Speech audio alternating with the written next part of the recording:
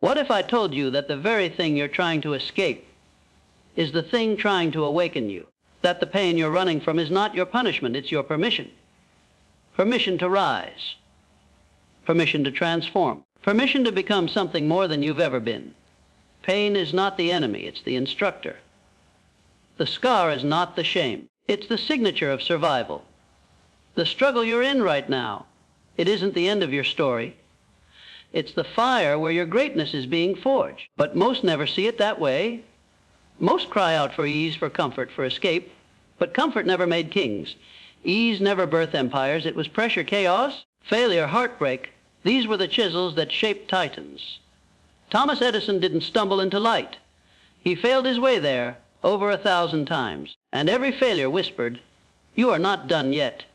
It was pain that sharpened his focus and struggle that gave birth to the bulb.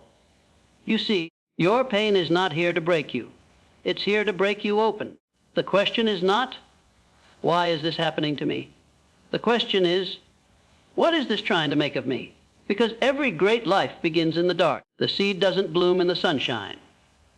It cracks in the soil, beneath the earth, suffocating in the cold and black, before it ever reaches the light. And you, right now, may be underground, forgotten, isolated, crushed by the weight of it all. But maybe you're not buried. Maybe you've been planted. And if you dare to believe that, everything changes. Because the moment you stop cursing your struggle and start mining it, you begin to extract purpose from your pain. The world teaches you to hide your wounds, to smile through it, to numb the ache. But wounds unexamined become prisons. What you refuse to face, you are doomed to repeat. True strength is not found in pretending. It's found in transforming. Every person you admire, every icon, every revolutionary, every soul who shaped the world, they were once where you are now, alone, afraid, uncertain, broken. Abraham Lincoln stood at the edge of despair more times than most will ever know, bankrupt, defeated, dismissed. But he refused to let failure define his future. And from the ashes of humiliation, he rose, not just to power, but to purpose, to legacy. And make no mistake, greatness leaves clues. Look at Oprah Winfrey. Molested as a child, ridiculed as a young anchor. The pain nearly silenced her. But she chose a different path. She chose to speak. And in speaking, she ignited a movement. Because when you give your pain a voice, you give your purpose a pulse. And your story, no matter how shattered, can become someone else's survival guide. But first, you must decide, right here, right now, that your pain is not where the story ends. You must declare, with every ounce of defiance in your bones, that this season will not be your grave. It will be your genesis. Mindset is the battlefield, not the economy, not your past, not your genetics. What happens outside you is nothing compared to what you believe inside, because belief is the switch. When you flip it on, everything changes.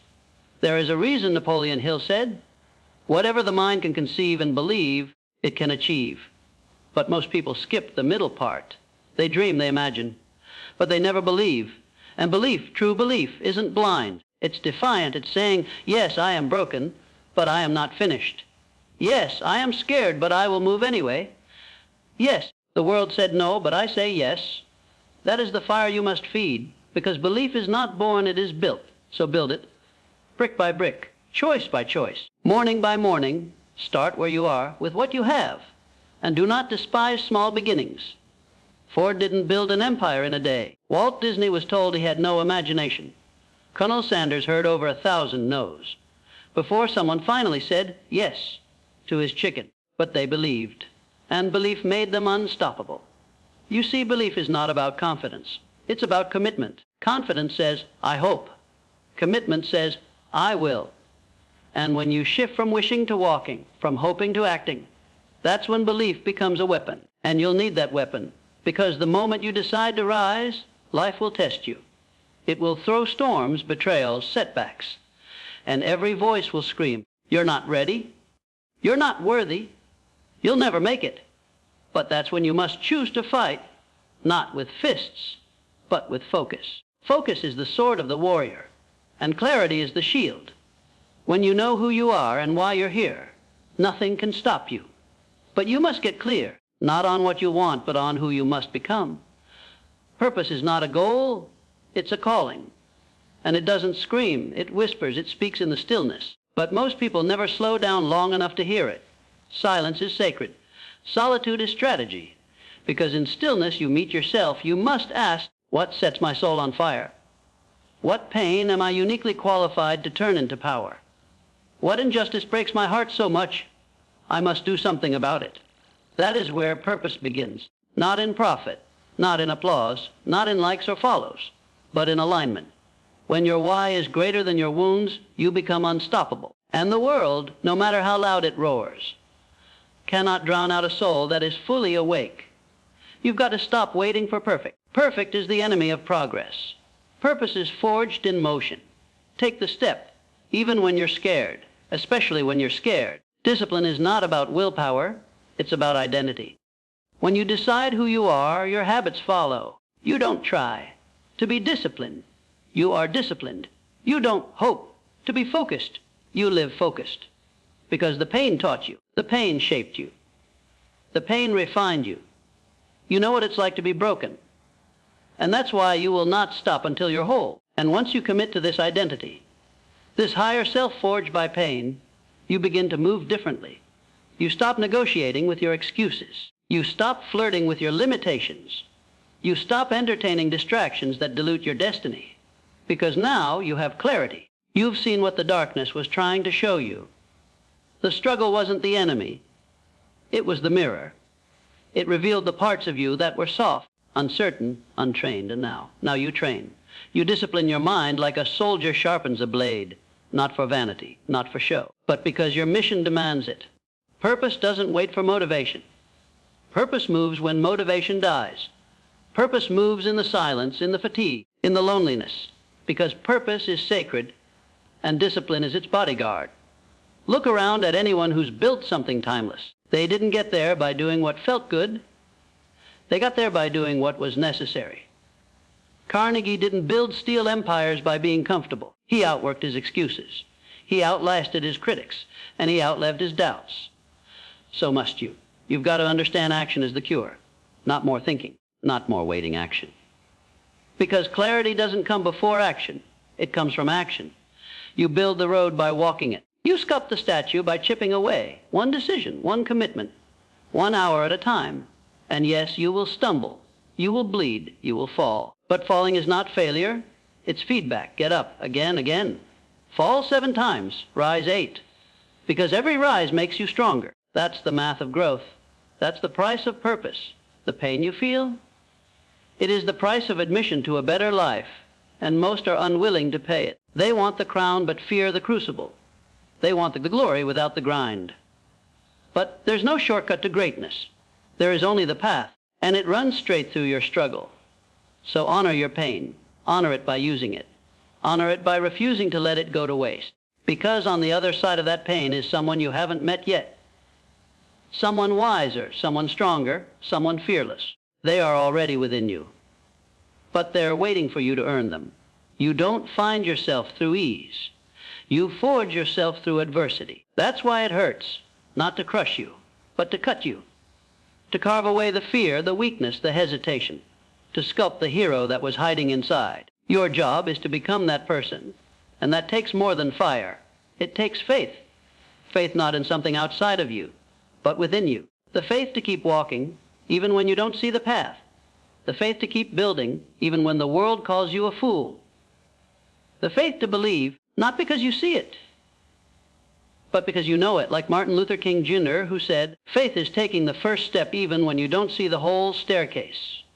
You must take that step, not once, but every day, because repetition is transformation, and persistence is the price of the prize. This is where most people quit, when the applause fades, when the dream seems too far, when the vision feels like a mirage in the desert. But you are not most people, because pain has taught you to endure. Purpose has taught you to persevere. This is where you double down, where you tighten the grip, not loosen it, because pressure reveals the truth. And if your truth is weak, pressure will break it. But if your truth is forged in conviction, nothing can bend it. Let this be your truth. I was made for more. Say it again. I was made for more. Until every cell in your body believes it. Because when you own that, not just speak it, But embody it. Everything shifts. Doors open, energy returns, miracles happen. Not because the world changed, but because you did. And once you walk with purpose, you'll start to recognize power in places you once missed. Gratitude, it's not just an emotion, it's a weapon. Gratitude turns chaos into clarity. It shifts your focus from what's broken to what's building. It doesn't mean you deny the pain. It means you rise above it. You say, yes, I've suffered, but I am still here. Yes, I've lost, but I have learned. Yes, it hurt, but it helped me grow. Gratitude is how you stay rich while you're still getting wealthy. It's how you stay full while you're still becoming more. Because success without gratitude is poverty in disguise. So give thanks for the pain. It's the only reason you have a story to tell. And that story, that journey from pain to power, will light the way for others. Your scars become signposts. Your wounds become wisdom. Your survival becomes someone else's hope. And that's when everything changes. When you realize that this isn't just about you. It's about the lives you'll touch, the paths you'll open, the people you'll lead. Your pain becomes your platform. Your struggle becomes your sermon. And the deeper your pain, the higher your purpose can rise. Because the world doesn't need more perfect people. It needs people who have bled and risen, who have walked through fire and come out carrying light. You were never meant to stay in survival. You were born to serve, to build, to transform this world with your voice, your story, your strength, and everything you've been through. It wasn't in vain. It was the price for that power. So don't waste this pain. Don't waste the sleepless nights, the empty bank accounts, the silent cries when no one saw. Don't let it rot in regret. Redeem it. Turn it into fuel. Turn it into fire. Turn it into something so powerful that the world has no choice but to pay attention. Because power without pain is shallow. But power that rises from pain, that's eternal. That's why people still whisper the names of those who overcame, of those who bled but built, who fell but forged something greater in the fall. Helen Keller. Disconnected from a world that sees and hears, yet her mind roared, her spirit thundered, and her words outlived kings. Nelson Mandela, locked in a prison cell for 27 years, but it was in that cell that purpose bloomed. He emerged not bitter, but bolder, and led a nation from chains to change. These are not fairy tales, they are roadmaps. Proof that suffering is not the end. It is the crucible of meaning. You don't need a perfect past. You need a courageous present. You don't need to have it all figured out. You need to decide who you're going to become and walk in that direction no matter how dark it gets, because pain will not leave you where it found you. It will either bury you or build you, and you get to decide which one it is. You can let it make you bitter, or you can let it make you brilliant. You can let it haunt you, or you can let it heal someone else. But one thing is certain, your pain has a purpose, and that purpose is not just to make it out alive. It's to wake up alive, to become fully alive, to become fire in human form, to burn so bright that everyone around you sees what's possible when you refuse to fold. So rise, not because it's easy, but because it's right, because it's who you are. You are not weak. You are waiting to remember who you were before the world told you to play small, before the rejections, before the shame, before the masks. Strip it all away, and there you are, the one who was born for this battle, the one who carries storms in their lungs and lightning in their veins, the one who turns pain into purpose, and purpose into power, and now you stand at the threshold.